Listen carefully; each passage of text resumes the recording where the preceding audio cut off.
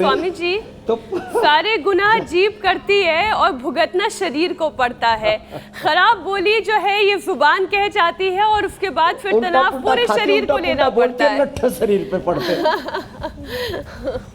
स्वामी जी कम उम्र में हड्डियां कमजोर होने की एक और भी बड़ी वजह है, वो ये कि विटामिन डी की कमी बच्चों में बहुत हो रही है। दिन भर या तो घर में रहते हैं या फिर स्कूल में रहते हैं। स्कूल में भी आउटडोर गेम्स कितने होते हैं, हालांकि कोशिश तो सभी स्कूल वाले भी करते हैं कि बच्चे आउटडोर गेम्स खेलें, लेकिन तब तक वो सुबह वाली धूप तो जा चुकी होती है। तो स्वामी जी खुले आसमान के नीचे खेलना उन्हें कम भाने लगा है। अगर चले भी जाएं तो तुरंत उनका स्टेमिना जवाब देने लगता है। तो स्वामी जी इसके लिए क्या करना चाहिए कि हड्डियां मजबूत बने, विटामिन डी मिले? जी, धूप का, सूर्य के प्रकाश का एक्सपोजर, सनलाइट का एक्सपोजर 45 मिनट्स का सबको होना चाहिए। ये बच्चों से लेकर के बड़ों तक कितना 80% लोगों को विटामिन डी की डेफिशिएंसी है, B12 की डेफिशिएंसी है। और इन छोटी छोटी चीज़ों को हम इग्नोर करते रहते हैं। अरे कोई नहीं, तो छोटी सी तो बात है, विटामिन डी की तो कमी है थोड़ी सी, हो जाएगा ठीक ना। लंबे समय तक विटामिन डी की डेफिशिएंसी से, याद रखना, लंबे समय तक विटामिन डी की डेफिशिएंसी से, विटामिन B12 की डेफिशिएंसी से कैंसर हो सकता है। हड्डियां पूरी भुरभुरी हो जाएंगी और पूरे शरीर ऐसे स्टिफ हो जाएगा। ये सारे लोगों में स्टिफनेस इसीलिए आ रही है। लोग इस छोटी सी बात की अवहेलना करते हैं, अरे विटामिन डी की डेफिशिएंसी, इससे क्या फ़र्क पड़ता है, ये तो बहुत माइक्रो लेवल पर होती है। ये माइक्रो लेवल पर ही डेफिशिएंसी विटामिन डी और B12 की ये आपको कैंसर दे सकती है। Osteopenia, osteoporosis, arthritis, rheumatoid arthritis, पर इसी से घुटने जल्दी घिस रहे हैं, कमर जल्दी घिस रही है। हमारी तो नहीं घिस रही कमर, हमारे घुटने तो नहीं घिस रहे, कार्टिलेज नहीं घिस रहे। हमने अपने विटामिन डी और B12 आदि को बैलेंस रखा हुआ है। तो 1 घंटा धूप का सेवन करें जिनका कम हो गया है। विटामिन डी के लिए न्यूट्रिला विटामिन डी जो लाइकेन से नेचुरली बनाते हैं। B12 का सबसे अच्छा सोर्स है मोरिंगा, इसलिए मैंने बताया था ना, ये जो 5 चीज़ें बताई ना, मोरिंगा से विटामिन बी और बी कॉम्प्लेक्स पूरा का पूरा एक विटामिन बी की पूरी श्रेणी है, श्रृंखला है।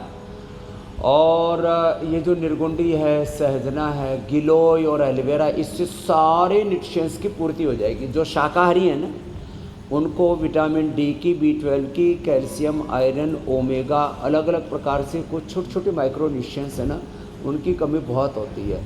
तो क्या करना चाहिए उनको, एक तो अंकुरित लेना चाहिए और जो 5 चीज़ों का जूस बताया था ना उसका सेवन करना चाहिए। थोड़ा थोड़ा सूक्ष्म व्यायाम बता दिया, हाथों के पैरों के थोड़े थोड़े सूक्ष्म व्यायाम भी करें, धूप का एक्सपोजर लें और अपना डाइजेशन अच्छा रखें, पेट को अच्छा रखें। पेट को अच्छा रखने के लिए एक तो भूमि आंवला, पुनर्नवा, मकोई कल बताए ही थे, सर्वकल्प का काढ़ा, लिवोग्रिटिया, लिवर्मृत का, खाली पेट अनार, आज अनार के बारे में भी बताने वाले हैं। एक अनार 100 बीमार, कहते हैं घर में, जिस घर में अनार होता है ना वहाँ कुबेर का, लक्ष्मी का वास होता है। हाँ, हम घरों में क्या रखते हैं, बांस रखते हैं जिससे कि जल्दी अर्थी सज जाए।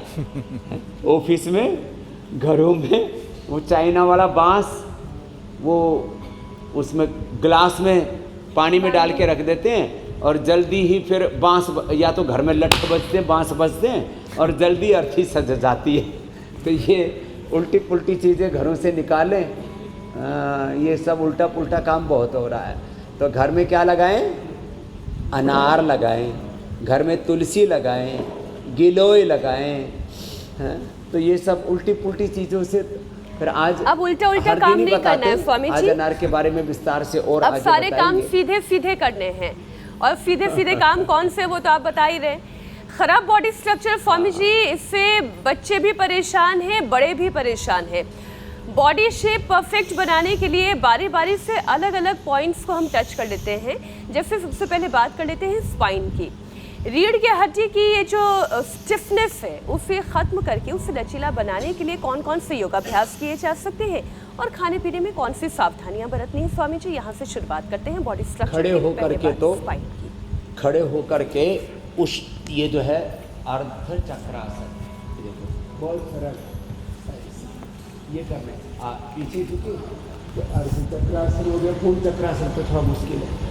और उसको स्टिफनेस को कम करने के लिए इतना झुकना चाहिए शुरू में। ज़्यादा कमर में दर्द है तो ज़्यादा ना झुके। अब ये पूर्ण चक्रासन तो जो मधु बेटी कर रही है इसके लिए थोड़ा प्रैक्टिस रिक्वायर्ड है।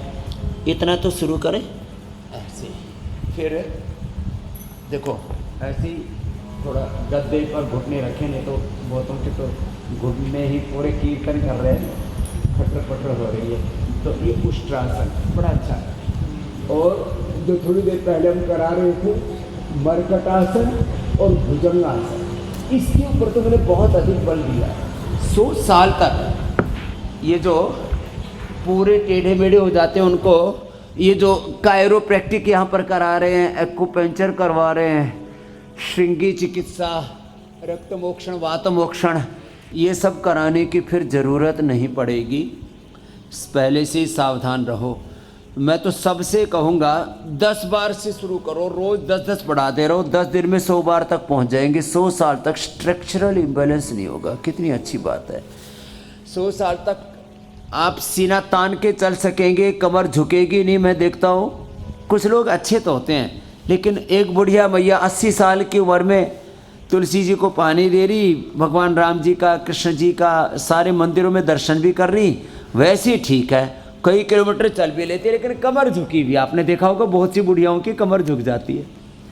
ये 100 साल तक कमर नहीं झुकेगी तुम्हारी, और स्ट्रक्चरल इम्बैलेंस भी नहीं होगा, और स्टेमिना भी बहुत अच्छा रहेगा।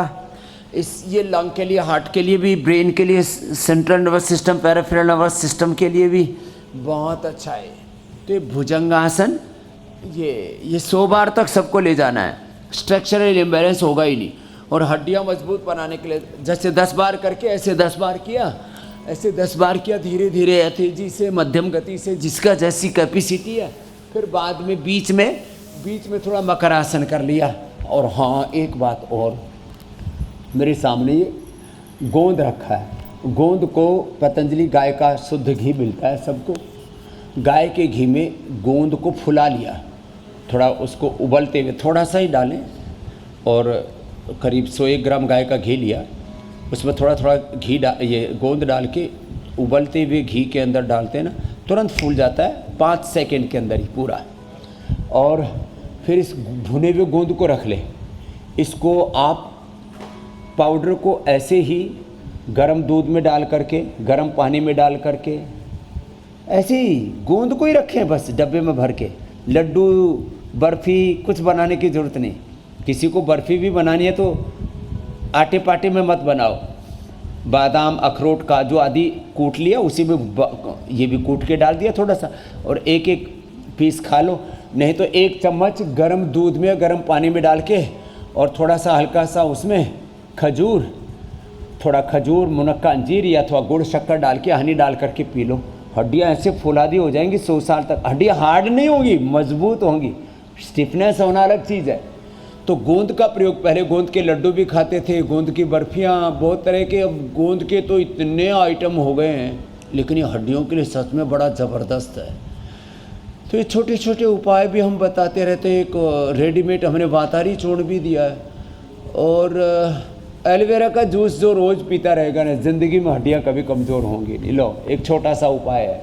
और एसिडिटी की प्रॉब्लम भी नहीं होगी, बॉडी एसिडिक भी नहीं रहेगी, एल्कलाइन रहेगी। और छोटे छोटे उपाय, हड्डियों के साथ साथ स्किन भी अच्छी रहेगी। एलोवेरा जूस पियो, एलोवेरा जेल लगाओ, तो अब स्ट्रक्चरल इम्बैलेंस किसी को नहीं होगा। सब भुजंगासन करेंगे। कितनी बार? 100 बार। हाँ, जोर से बोलो।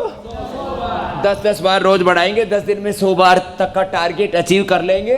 और रिलैक्स होने के लिए फिर ऐसे, मैंने तो अभी 100 बार तक सभी को पहुंचा दिया। फिर रिलैक्स होने के लिए ये कर लेंगे मरकटासन। ऐसे भी अच्छा लगता है, करके भी अच्छा लगता है। ऐसे कर लेते हैं ना, एकदम रिलैक्स हो जाते हैं, आनंद सा आता है।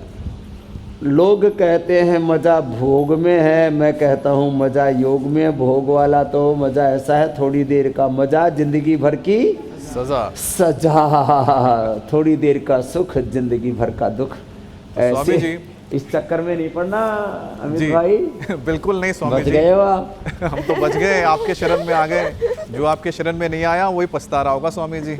लेकिन इस मज़े से कैसे दूर रहना है, इस सज़ा से कैसे दूर रहना है और किसका मज़ा हमें पूरे जीवन उठाना है, उसकी ओर बढ़ते हैं स्वामी जी।